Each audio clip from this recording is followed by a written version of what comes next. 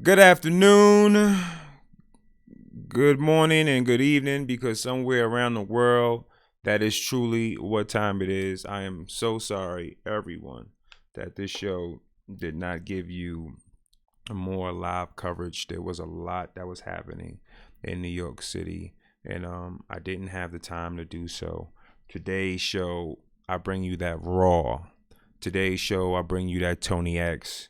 Today's show, I make sure that I come with the pain. Before we get into all of that, let's do this. Please be mindful this show is for 18 years of age and older. All copyright laws will be respected, but this show is intended to use the Fair Use Act of it.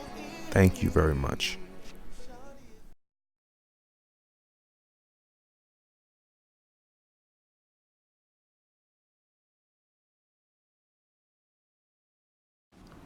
Please do remember that the New Right Party channel and the New Red Party show is sponsored by patriots like you.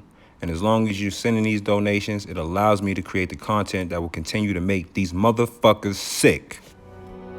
As you were.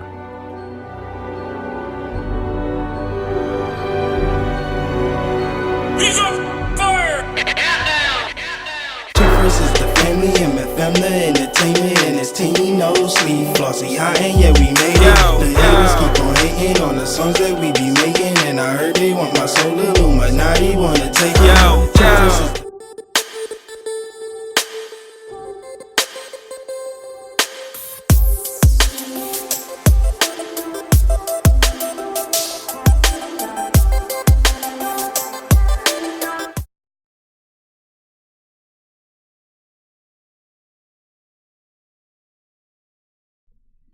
What's good, everybody in the building?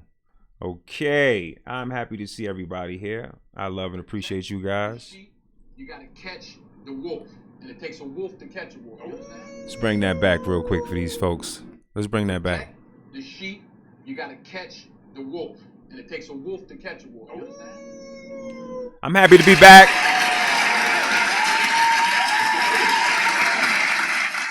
Thank you. I'm happy to be back. I'm happy to be in the building. I'm happy to be, here live. Shout out to Dawn. Shout out to Dina Marie. Shout out to Rizal. Shout out to Charlie Pastrami in the building. Shout out to Leonard Askia in the building. Shout out to my brother Maurice in the building. What's good, everybody, man? It's good to see everybody in the building, man. We will have shows every day, every single day. We have a light chat today. We got to build that attendance back up. I know you guys are missing that role. So today's episode is, will Trump be indicted? That's just a crazy question. But what I want to do is, I want to educate you guys on something. I want you to see this. Today's show, of course, won't be long, because now going forward, shout out to HD in the building, because going forward, I want to make the shows just a little bit shorter. If I can. If I can't, then it's whatever.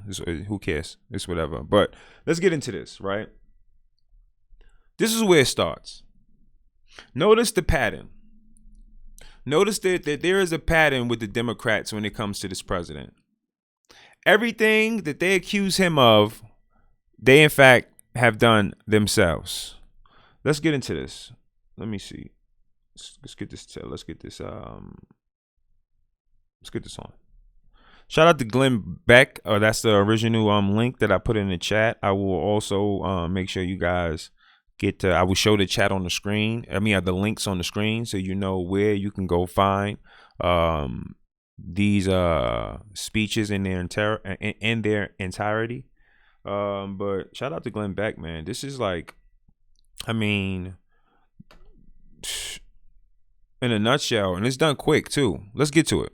And it all started in February of 2014 when Russia invaded Crimea. Do you remember this time? It was 2014. President Obama was president, and he decided to make Joe Biden his point man for the Ukraine.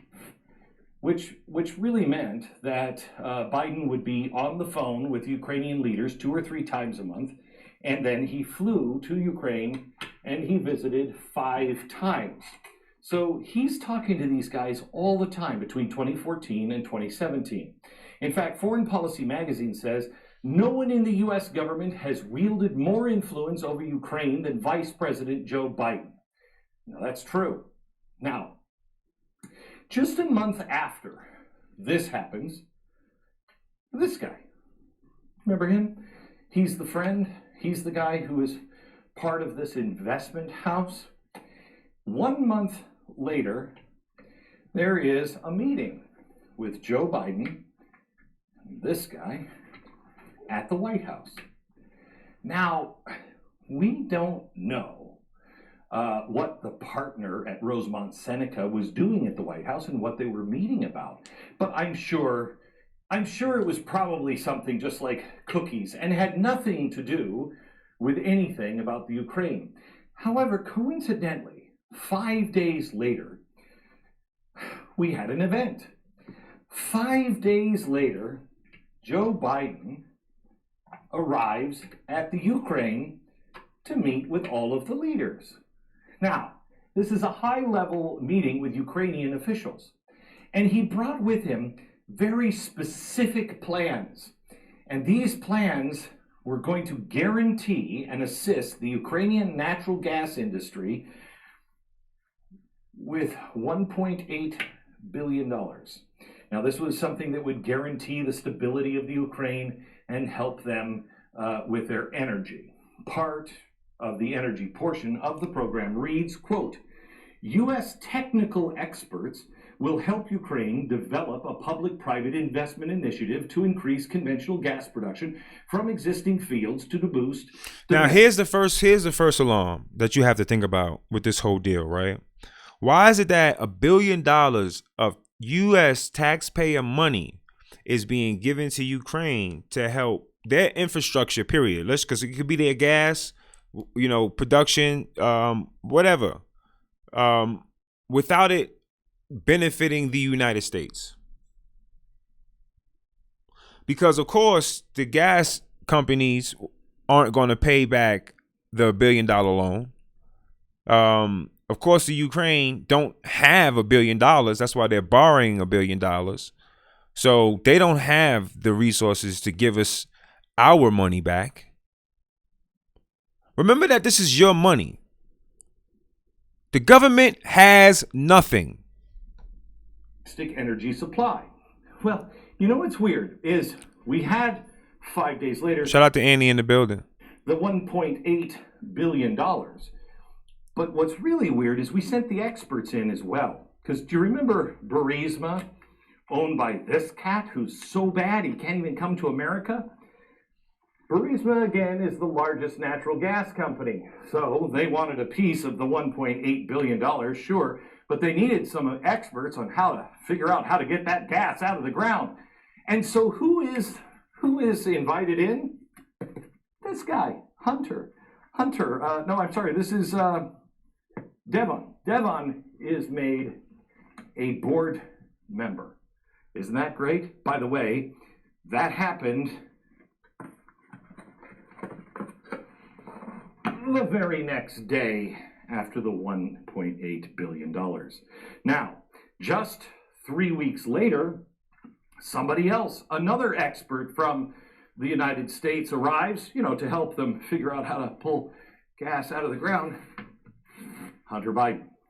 Now, the combined experience on gas between these two is 0. But he was on the board, and he's still on the board. Burisma announced these appointments publicly. U.S. media reported on it, but it's no secret. Nobody really cared because it's the Obama White House and they can do no wrong. But there was a pattern here with Biden, and whether it's meetings with foreign leaders in Washington or traveling to foreign capitals, business opportunities and deals magically materialize for Hunter's companies. Isn't that weird? And just what kind of company was Hunter Biden and Devon Archer joining with this one? Well, Burisma, if I may say, was described by a journalist, James Stafford, who covers the energy industry. He said, quote, Burisma fails to pass the most basic due diligence check. Its registration documents are impossible to run down. It publishes no asset information or financial records, nor does it release any audited financial statements. So now you have a company that divulges no information to you.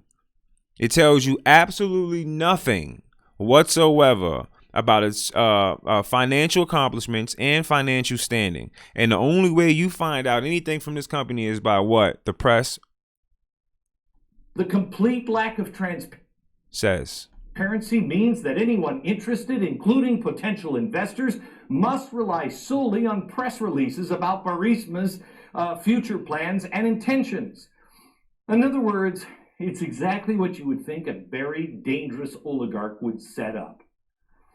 Now, Hunter Biden and Devon Archer joined Burisma, the board, coincidentally, right before the British government decided to freeze the assets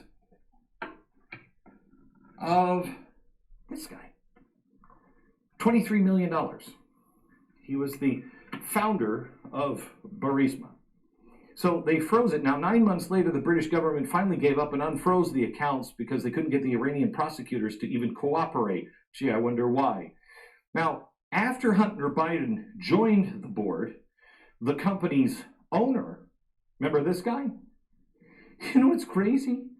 He was suddenly off the no entry to the U.S. ban. He could get visas all he wanted. He could come to the United States.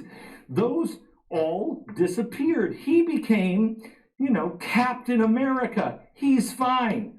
The visas disappeared, but there was something else that disappeared. Oh, yeah. The $1.8 billion loan. Where did it go? Well, that's the sticky wicket here. Now, see, this is where we get into it at. Okay, people. Hunter Biden was going to be investigated. This firm was going to be investigated, and these individuals was going to be prosecuted because of them squandering $1.8 billion. My money, your money. Look around you. Everyone that's outside, everyone around you, that's their money. The Obama administration allowed the Biden and Curry family to do this. They allowed them to go in and to take this money where people split it up. $1.8 billion, you might as well just say $2 billion. What's $200 million to $1.8 billion?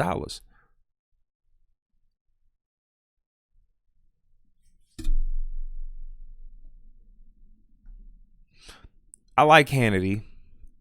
I like Hannity a lot, and you can see this is on the Fox News channel, so shout out to Fox News. This is on their channel. I like Hannity. Hannity is poised, and he's trying to tell you the truth. Listen to what he says. Listen. Tonight, once again, the Democratic Party, the media mob, they want to impeach your duly elected president of the United States over what is a big, huge pile of nothing. This is even 1,001 times weaker than the... This isn't blind rage. This is a group of communists and socialists working in concert to destroy this country. And they're doing it in front of your very eyes. And they're lying to you every step of the way. Russia witch hunt, the Ukrainian witch hunt. After days and days and days, nonstop psychotic hysteria about a phone call between President Trump and the president of Ukraine. See, he said in days and days of psychotic hysteria. It doesn't have the same impact as me saying there's been weeks of these dumb sons of bitches lying out their damn face every chance they fucking get. Call that nobody knew the contents of. Even without knowing the contents, the raging Democrats, they announced impeachment anyway, with no knowledge. Well, just stop and think about this for a second. Now, Clearly, they weren't going to make the mistake of allowing a special counsel like Mueller to decide again and disappoint them again after 3 years. Now, after the impeachment announcement, the transcript has in fact been released.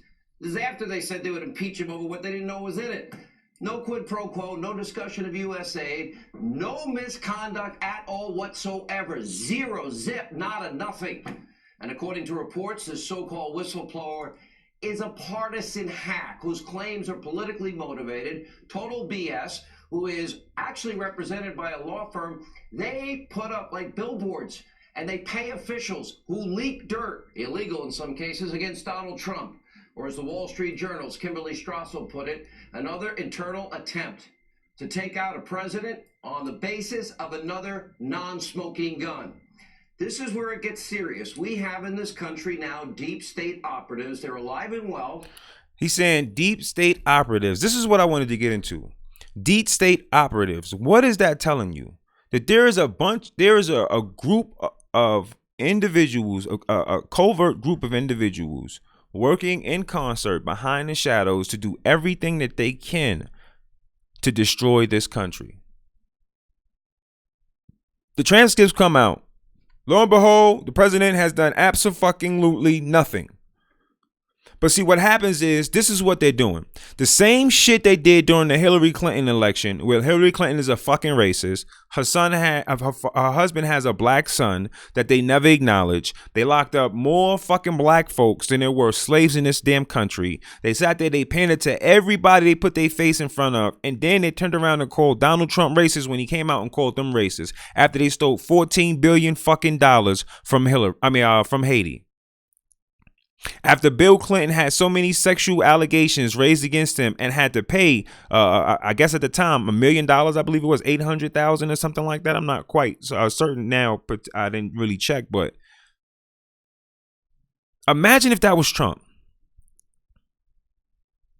Imagine if Donald Trump put a cigar in a woman's uterus in the Oval Office and decided to have her perform fellatio on him. I missed that.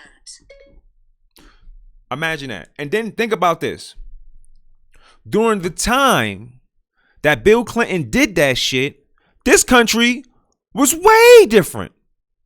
This country had, compared to now, the values of this country, oh, forget about it. Forget about it. You didn't see little fucking kids getting a bedtime story from a fucking, from a drag queen with his ass cut out. You didn't see little babies going to pride parades, watching grown men play with each other's penises out in public. There was wholesome programming on television.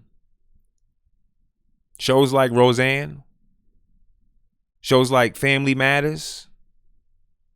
Yeah. Martin.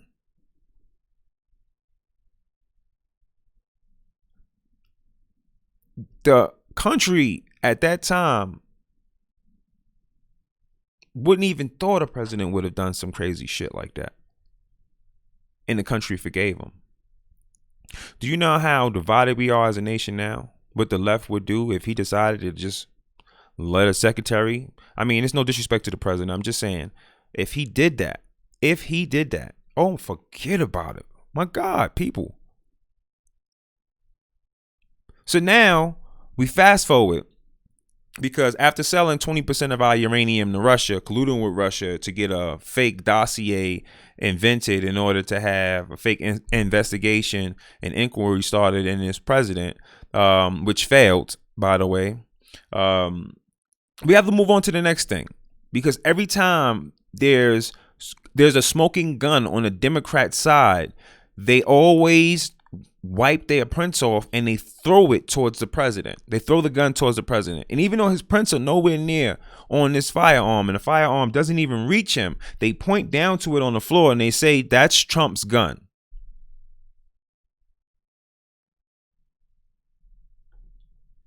And here is how bad things have gotten in this country today because of this anti-Trump rage psychosis. The president of the United States can't make a phone call to a foreign leader without getting spied on and stabbed in the back by unelected bureaucrats, people weaponizing the powerful tools of intelligence and turning it on the American people. And the people is never supposed to be afraid of their government. We should never have a fear of being censored. We should never have a fear of being Clintoncided.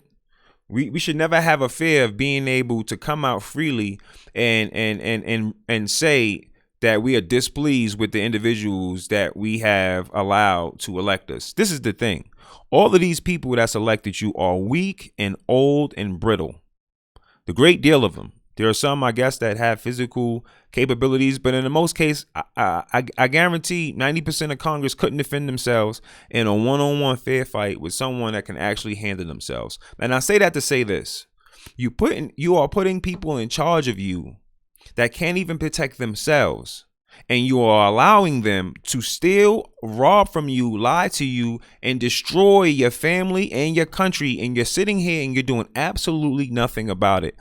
It's hard for me to do the shows on times where, and this time that I took a break, it was really because I'm working on a campaign. So it wasn't about that, but it was hard at some time, before I announced the campaign.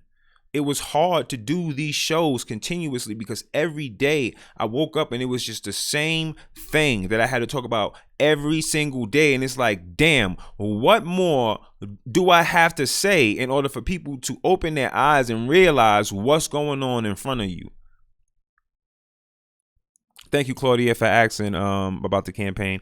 Everything's going pretty good. I think that we have a strong chance to actually win this.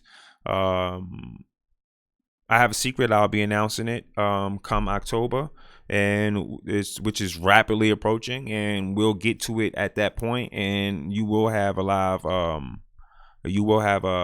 live show telling you guys what it is that I'm doing. But moving forward, we have to have a greater plan. As conservatives, we have to have a greater plan. As patriots, we have to have a greater plan, because there are Democrats that are, not far left that they just want the programs to work. They just want to help people. So in their minds, they're part of a party that just wants to help people. They're not really opening their hearts to listen to everyone else. They're not opening their minds to listen to everyone else around them, because they don't want to believe what's happening in front of them. Sometimes the truth is the hardest thing to actually take in. Lo and behold, though, there are a great deal of Democrats that are saying these people are batshit crazy, and I can't get behind this. The reason why this is happening is because Hunter Biden should be in prison. Joe Biden should not be qualified to run against this president. Joe Biden shouldn't have stayed in office once that happened. There were other individuals on the Democrat side that sent letters to Ukraine telling them that the U.S. would not help Ukraine if they didn't check into this Russian investigation. So there's a quid pro quo on their side every single time you check. When they're guilty of something, they point it at someone else. And since Donald Trump is the new kid on the block, and he's not high and kiki and with everybody, and he's not in everyone's face. He hasn't lied to the American public for 30 some odd, 50 some odd, 40 some odd years, squandering the Americans' wealth, laughing behind closed doors on how they're making shady ass deals, doing little secret child molestation rituals and all type of crazy shit. This man is truly by himself, trying to make do with what he has. You're mad because the government's fucked up. The system is fucked up. But you're not standing up to fix the system. You're not standing up to fix the government. You're not standing up to help the president. Because before he got in office, it was fucked up already. Stay safe. Stay healthy. Stay American. And remember,